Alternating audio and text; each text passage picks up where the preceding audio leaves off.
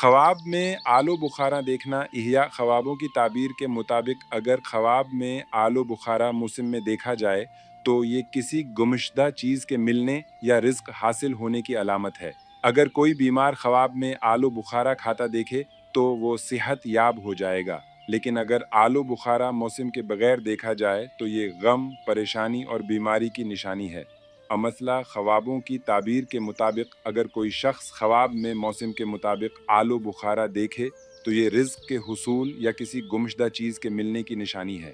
लेकिन अगर कोई शख्स ख्वाब में मौसम के बगैर आलो बुखारा देखे तो ये इसकी बीमारी या गम व अंदुआ में मुब्तला होने की अलामत हो सकता है। अगर कोई मरीज़ ख्वाब में आलो बुखारा खाता देखे तो इसकी बीमारी ख़त्म हो जाएगी और वो सेहत याब हो जाएगा।